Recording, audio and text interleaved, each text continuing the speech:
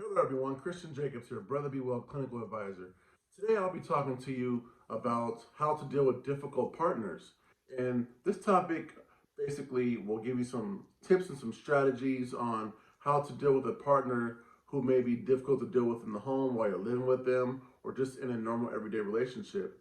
So first thing you want to understand is if this person is dealing with a pre-existing condition.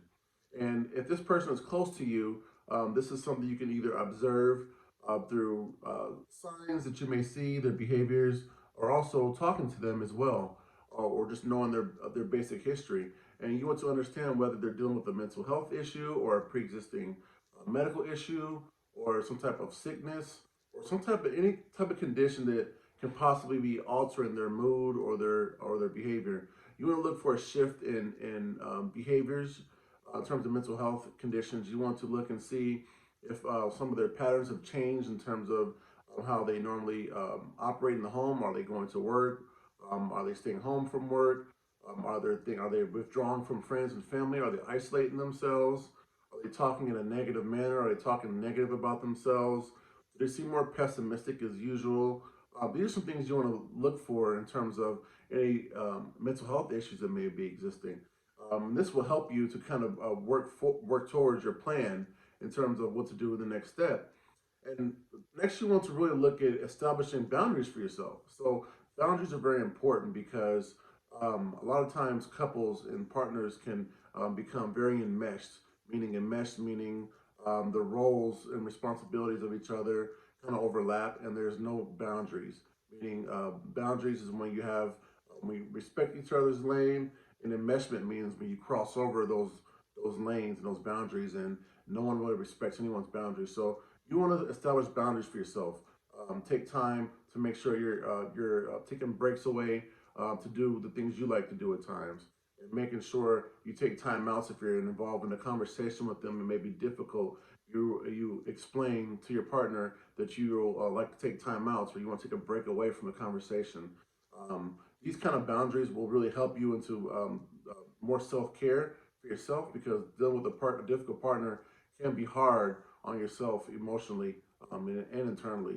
So you also want to support them in their difficulty. So you want to, as you're establishing these boundaries, and as you're creating this wall of understanding for yourself, you also want to be there for them, and you want to empathize with them.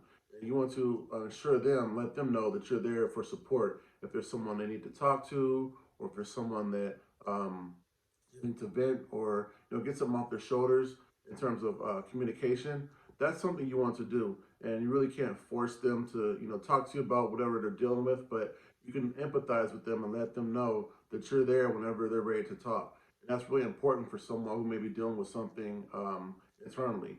And last, what you want to do is really look in trying to establish some safe words of communication with your partner. So, for example, if you notice that there's always an argument, you guys always get in an argument over basically who left the lights on, and that argument's going to happen. And within that argument, you want to maybe create some safe words. So whenever I feel you're getting disrespectful, you could use I feel statements. So that person knows when that person's using I feel statements, they feel that they're being disrespected. Or you can use a simple safe word like,